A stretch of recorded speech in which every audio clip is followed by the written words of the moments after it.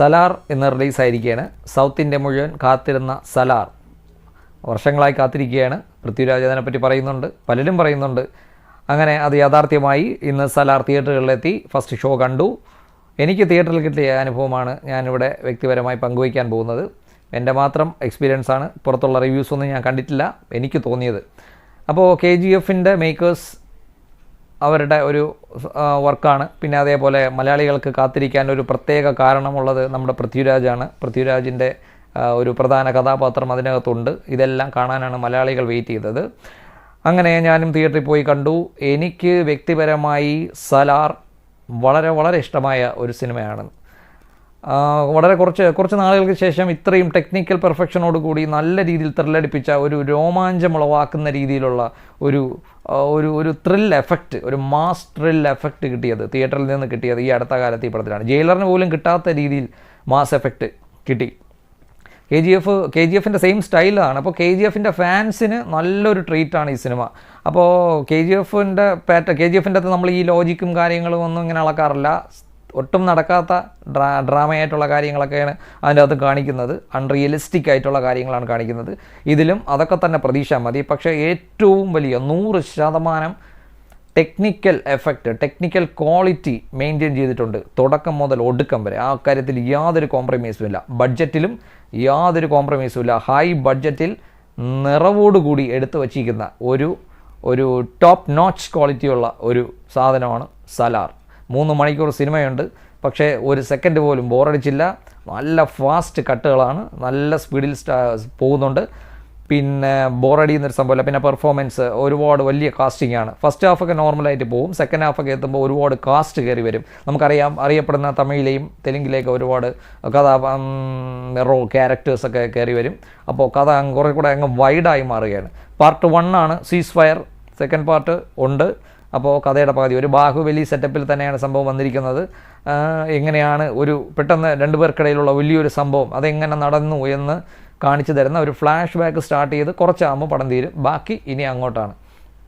പിന്നെ ഇതിലെ കഥയുടെ പ്രത്യേകത എന്ന് വെച്ചാൽ ഇതിലെ കഥ എടുത്ത് നമുക്ക് വേണമെങ്കിൽ ഒരു രാജാവിൻ്റെ കഥയാക്കി മാറ്റാം. ഒരു രാജ സാമ്രാജ്യം. ഇതിൻ്റെ കഥയിൽ ഒരു രാജധാനി, സിംഹാസനം, രാജാവ്, പ്രജകൾ, മന്ത്രി, പടകൾ, ഇതെല്ലാം ഉണ്ട്. ഇതെല്ലാം ഒരു മോഡേൺ വേൾഡിൽ കൊണ്ടുവന്നിരിക്കുകയാണ്. നമുക്ക് വേണമെങ്കിൽ ഇതിനെ നേരെ എടുത്ത് പണ്ടത്തെ ഒരു ബാഹുബലി ടോണിലൊരു പണ്ടത്തെ രാജാവ്, രാജധാനി, അതേ കഥ പണ്ടത്തെ രാജാക്കന്മാരുടെ കഥയിൽ ആ കഥയെ നേരെ എടുത്ത് നമ്മുടെ ഒരു മോഡേൺ വേൾഡിൽ 2015, 2005 ആ സമയത്തുള്ള ഒരു വേൾഡിൽ ഇട്ടിരിക്കുകയാണ്.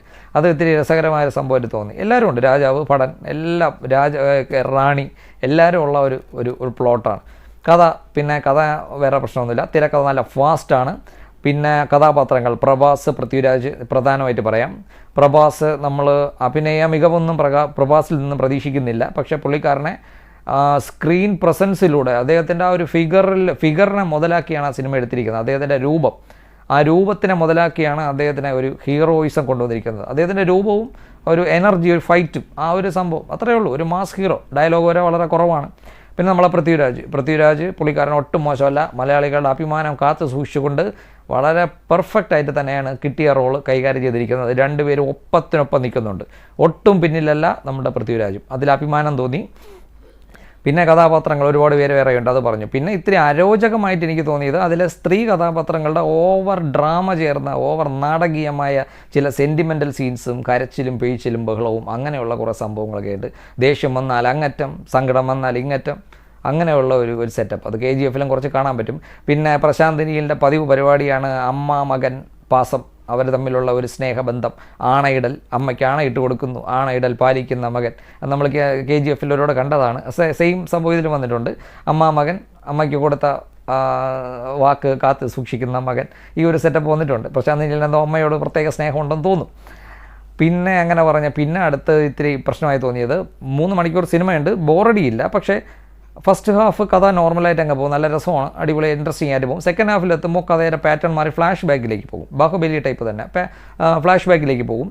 അവിടെ നടക്കുന്ന കുറേ രാജതന്ത്രങ്ങളും പ്രശ്നങ്ങളും നിയമങ്ങളും ഇതൊക്കെ ഇങ്ങനെ വന്ന് കുറേ അങ്ങോട്ട് പോയപ്പോൾ എനിക്ക് കുറച്ച് കൺഫ്യൂഷൻ അടിച്ചു. ഒരു പകുതിക്ക് ശേഷം ഏതാണ്ട് ഒരു 75% കഴിഞ്ഞപ്പോൾ എനിക്ക് ആ കഥയോടൊരു കൺഫ്യൂഷൻ ഫീൽ ചെയ്തു. അത് എനിക്ക് തോന്നിയതാണോ, ഞാൻ തമിഴാണ് കണ്ടത്, തമിഴ് മനസ്സിലായെങ്കിലും ഈ പറയുന്ന കാര്യങ്ങൾ തമ്മിൽ കണക്ഷൻ ഒന്നും ക്ലിയറായി പറയാത്ത പോലത്തെ ഒരു ഫീൽ. അത് ബേസിക് കഥ പിടികിട്ടി, പക്ഷേ കറക്റ്റ് സീൻ ബൈ സീനുള്ള കണക്ഷൻ പിടികിട്ടുന്നില്ല. ആരോ ഇവിടെ നിന്നോ വരുന്നു, എന്തൊക്കെയോ ചെയ്യുന്നു, ഇങ്ങനെയൊക്കെയുള്ളൊരു സെറ്റപ്പായി. പക്ഷേ ഓരോ സീനും കണ്ട് ആസ്വദിച്ച് നിറഞ്ഞു തന്നെയാണ് ഇരുന്നത്. അതിലൊന്നും യാതൊരു വിട്ടുവീഴ്ചയില്ല. ടെക്നിക്കലി എനിക്ക് ഏറ്റവും ക്ലാപ്പ് കൊടുക്കാൻ ഞാൻ അങ്ങേറ്റം അപ്രീഷിയേറ്റ് ചെയ്യുന്നൊരു കാര്യമാണ് എൻ്റെ ടെക്നിക്കൽ എഫക്റ്റ്. ക്യാമറയാണ് നമ്പർ 1. അതായത് ഒരു അൾട്രാ സൂം ആയാലും സൂം ഔട്ട് ആയാലും ലോങ് ഷോട്ട് ആയാലും ഏരിയൽ ഷോട്ട് ആയാലും എല്ലാത്തിനും ഒറ്റ ക്വാളിറ്റി മെയിൻറ്റെയിൻ ചെയ്തുള്ള നല്ല ബെസ്റ്റ് ക്യാമറ വർക്കാണ്. പുള്ളിക്കാരന് ഈ പ്രശാന്ത് നീലിന് നല്ലൊരു ചരിത്ര സിനിമ എടുക്കാൻ പറ്റും. അതിൻ്റെ ടോണും അതിൻ്റെ മേക്കിങ് കണ്ടപ്പോൾ എനിക്ക് മനസ്സിലായി പുള്ളിക്കാരൻ അടുത്ത നല്ലൊരു ചരിത്ര സിനിമ ചെയ്യുന്നത് വളരെ നന്നായിരിക്കും. ഒരു പഴയ കാലത്തെ ഒരു സിനിമ ചെയ്യുന്നത് അത് വളരെ നന്നായിരിക്കും. അങ്ങനെ ഒരു സംഭവം തോന്നി. അപ്പോൾ എനിക്ക് ഇത്തിരി പ്രശ്നമായി തോന്നിയ 2 കാര്യം, ചിലപ്പോൾ എനിക്ക് ഓവർ ലെങ്തായി ചില സമയത്ത് തോന്നി. അത് എൻ്റെ ആ സമയത്തെ മൂഡാണോ അതോ എൻ്റെ സീറ്റിങ്ങിൻ്റെ പ്രശ്നമാണോ അറിയില്ല, അതിനെപ്പറ്റി അറിയില്ല. അത് ഒന്നുകൂടെ എന്തായാലും ഞാൻ സിനിമ കാണുന്നുണ്ട്, എനിക്കത് നല്ല രീതിയിൽ ഫീൽ ചെയ്യാൻ ഒന്നുകൂടെ കാണണമെന്നുണ്ട്. പിന്നെ ഈ പറഞ്ഞ പോലെ സ്ത്രീ കഥാപാത്രങ്ങളുടെ ഓവർ ഡ്രാമ. പിന്നെ എടുത്തു പറയേണ്ട ഒരു സംഭവം ആക്ഷനാണ്. ആക്ഷൻ അതും അടുത്ത നമ്പർ 1 ആണ്. നമ്മൾ വെറും ഇങ്ങനെ എടുത്തിട്ട് അടിയും ബഹളം ഉണ്ടാക്കിയിട്ട് കാര്യമില്ല. ഒരു നായകൻ ഫൈറ്റ് ചെയ്യുമ്പോൾ നമുക്കത് ഒരു ഉള്ളിൽ നിന്ന് ഒരു പ്രഷർ കയറി നമുക്കൊരു രോമാഞ്ചം ഉണ്ടാകുന്ന രീതിയിലുള്ളൊരു ഫൈറ്റ്. ഇതിലെ ഫൈറ്റ് അങ്ങനത്തെ ഫൈറ്റാണ്. ഇതിലൊരു 2-3 ഫൈറ്റുണ്ട്. ഓരോ നമ്പരും നായകൻ ഒരാളെ ചവിട്ടിയാൽ പോലും നമ്മുടെ രോമം എണീറ്റ് നിൽക്കുന്ന രീതിയിലുള്ള ഒരു എഫക്റ്റ് കിട്ടിയിട്ടുണ്ട്. സ്റ്റണ്ട് ആക്ഷൻ വേറെ ലെവലാക്കിയിട്ടുണ്ട്. ക്യാമറ ടെക്നിക്കൽ എഫക്റ്റ് ഈ ഒരു കാര്യത്തിന്, അതായത് KGF-ൽ നിന്നും നിങ്ങൾ എന്താണോ ആസ്വദിച്ചെടുത്തത് ഇതേ സംഭവത്തിൻ്റെ ഒരു 3 മടങ്ങ് എഫക്റ്റ് നല്ലൊരു തിയേറ്ററിൽ പോയി സലാർ കണ്ടാൽ നിങ്ങൾക്ക് കിട്ടും.